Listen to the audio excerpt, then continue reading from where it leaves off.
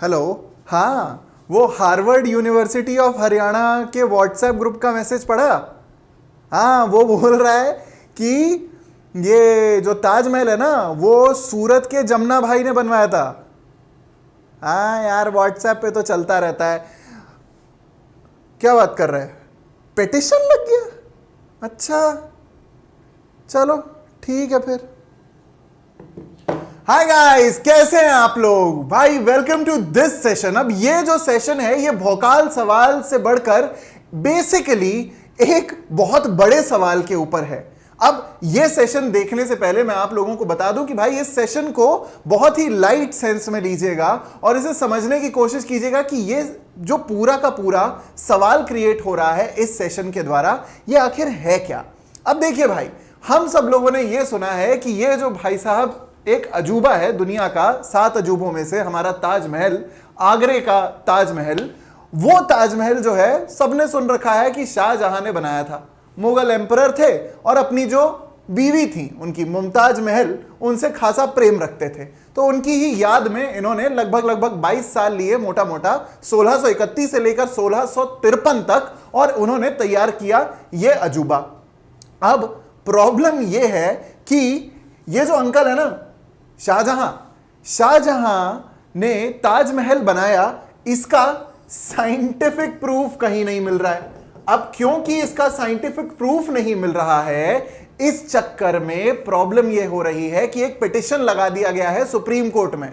हां जी, supreme court में एक पिटिशन लगाया गया है कि जरा यह तो बताओ कि ताजमहल की रियल हिस्ट्री क्या है। और यह सवाल इतना बड़ा और इतना अजीब है कि इस पे एक छोटा सा डिस्कशन तो बनता ही है। खैर, उस डिस्कशन पे पहुंचने से पहले ही मैं आपको बता दूं कि यह अपने आप में एक तरीके का अजब गजब पिटिशन है, क्योंकि यह पिटिशन सुप्रीम कोर्ट में लगाया गया है ताजमहल की एक रियल हिस्ट्री को जानने के लिए। मतलब वो हिस्ट्री नहीं जो हम सब लोग जानते हैं या जिसके बारे में हम लोग ओकेजनली या नॉर्मली बातचीत करते हैं, बल्कि रियल हिस्ट्री को जानने के लिए। उस पे समझने से पहले या उसको समझने से पहले आप लोगों को यह बता दूं कि अगर अभी तक आप मुझे टेलीग्राम पे फॉलो नहीं कर रहे हो तो this is my QR code. मतलब इससे पेमेंट नहीं करनी है, इसको स्कैन करोगे डायरेक्टली तो आप सीधे मेरे टेलीग्राम हैंडल पे डायरेक्ट हो जाओगे। वहां पे मेरे सारे प्लस कोर्सेज, सारे बैचेस, सारी जुडिशियल सर्विसेज प्रिपरेशन से रिलेटेड जो भी मेरी ऑफरिंग्स हैं वो सब कुछ आपको पता चल जाएंगी ऑन द अनअकैडमीज प्लेटफॉर्म। सो ये टेलीग्राम हैंडल है, या फिर डायरेक्टली टेलीग्राम पे जाकर के आप लोग सर्च कीजिए the Shubham Upadhyay _Unacademy, and मेरे कोर्सेज से रिलेटेड, एनरोलमेंट से रिलेटेड, एडमिशन से रिलेटेड आपकी सारी क्वेरीज को आंसर कर दिया जाएगा on the Telegram handle. So do check that out. And yes, आज आखिरी दिन है अनअकैडमी के ऑफर का, अनलॉक 20 का। So if you wish to avail the benefits of unlock 20, भाई ऑलरेडी एमपी एडीपीओ का बैच चल रहा है, आईपीसी मैं पढ़ा रहा हूं सारथी बैच में, ट्रांसफर ऑफ प्रॉपर्टी एक्ट चल रहा है। So if you wish to join, this is actually a very good time। भाई ज्यादा समय आप लोगों के पास नहीं बचा है। ये वीडियो जब आप देख रहे हैं तो डेफिनेटली आपके पास 3 घंटे 3.5 घंटे बचे हैं।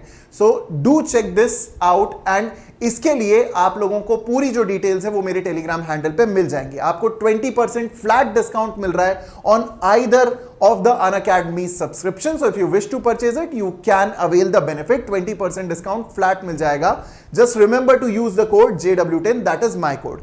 अब भाई काम की बात पे आते हैं कि क्या ताजमहल एक्चुअली शाहजहां ने बनवाया था या नहीं बनवाया था।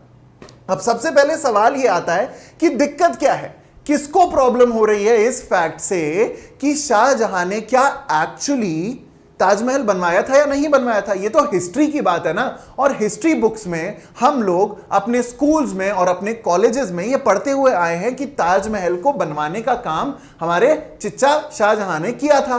लेकिन दिक्कत कहां आ रही है? तो भाई साहब, दिक्कत के लिए हम लोग चलते हैं इस पिटिशन की तरफ। तो पिटिशन क्या है? Petition is to constitute a fact finding committee. ठीक है, तथ्यों का पता लगाने के लिए एक कमेटी का गठन किया जाए to study the real history of Taj Mahal. एक पिटिशन लगाया गया है डॉक्टर रजनीश सिंह जी के द्वारा, एडवोकेट है उनके समीर श्रीवास्तव साहब। और इस पिटिशन में ध्यान से समझिएगा, आपको लग रहा होगा कि यार ये तो मजाक चल रहा है, लेकिन इसके पीछे की सीरियसनेस को भी समझना और इस पे अपना ओपिनियन कमेंट बॉक्स में जरूर लिख के बताना। देखिए जरा, भाई petition to constitute a fact finding committee to study the real history of Taj Mahal. भाई ताजमहल की असली इतिहास को जानने के लिए एक पेटिशन लगाया गया है, एक प्ली लगाई गई है सुप्रीम कोर्ट में डॉक्टर रजनीश सिंह के द्वारा। अब जरा समझते हैं कि यह प्ली या यह पेटिशन किस बारे में है। भाई देखिए, हमारे जो डॉक्टर रजनीश सिंह साहब हैं, इन्होंने क्या किया, इन्होंने एनसीईआरटी से एक दरख्वास्त की कि आप मुझे यह बताइए कि क्या एक्चुअली ताजमहल को शाहजहां ने ही बिल्ड किया था। तो भाई एनसीईआरटी की तरफ से जो रिप्लाई आया वो कुछ ये था कि there was no primary source available regarding Taj Mahal being built by Shah Jahan. Oh my God, NCERT की ही तो वो सारी किताबें हैं जिसको पढ़ करके हम सब लोग बड़े हुए हैं, और यही किताबें तो बोलती हैं कि शाहजहां ने ही ताजमहल कंस्ट्रक्ट किया है। तो एनसीईआरटी का यह कहना कि भाई there is no primary source regarding Taj Mahal being built by Shah Jahan, ऐसा रिप्लाई मिला है हमारे पेटिशनर को। तो ये थोड़ा सा डाउट क्रिएट करता है लोगों के दिमाग में कि क्या एक्चुअली हमने जो बुक्स में पढ़ा वो सही है। भाई बहुत डिबेटेबल टॉपिक है, आप लोग भी मुझे चैट बॉक्स में लिख करके बताइएगा कि हमने अपने स्कूल्स में, अपने एक्चुअल एजुकेशन सिस्टम में बुक्स में जितनी चीजें पढ़ी हैं, चाहे वो एनसीईआरटी की हो चाहे वो एनसीईआरटी की ना हो, क्या हमें बुक में एक्चुअल इतिहास सिखाया गया है या नहीं सिखाया गया है, यह पता करने की तो कोशिश हमने आज तक कभी की ही नहीं। तो क्या जो बुक्स में हमें ज्ञान मिलता है या बुक में हमें जो हिस्टोरिकल इवेंट्स का एक डेटा प्रोवाइड किया जाता है, क्या हम उस पर भरोसा करें या ना करें? क्योंकि एनसीईआरटी ने यहां तो कोई सेटिस्फैक्टरी रिस्पांस नहीं दिया। अब पेटिशनर ने सोचा कि चलो भैया एनसीईआरटी एक स्पेसिफिक हम लोगों को एक प्रॉपर रिस्पांस नहीं दे पा रही है, तो हम इसी चीज को पता लगाने की कोशिश करते हैं एएसआई की तरफ से। अब एएसआई मतलब आर्कियोलॉजिकल सर्वे ऑफ इंडिया, ठीक? तो इनकी तरफ से भी कोई सेटिस्फैक्टरी रिप्लाई नहीं आया। अब इस बेसिस पे एक पिटीशन लगाया गया इलाहाबाद हाई कोर्ट में। इलाहाबाद हाई कोर्ट ने जाहिर सी बात है इस पिटीशन को डिसमिस कर दिया। अच्छा, इलाहाबाद हाई कोर्ट में यह चीज भी प्लीड की गई थी कि जो 22 कमरे हैं ताजमहल के जो लॉक्ड हैं उनको भी खुलवाया जाए और उसमें से भी पता लगाने की कोशिश की जाए कि ताजमहल का एक्चुअल इतिहास है क्या। लेकिन जाहिर सी बात है ये जो प्ली है ये भी डिसमिस कर दी गई। तो अब जो पिटीशन लगाया गया उस पिटीशन के थ्रू एक बड़ा सवाल निकल करके आता है, एक बहुत ही जेन्युइन और एक बहुत बड़ा सवाल निकल के आता है। वो ये है कि जरा समझो, जेन्युइन क्वेरी है।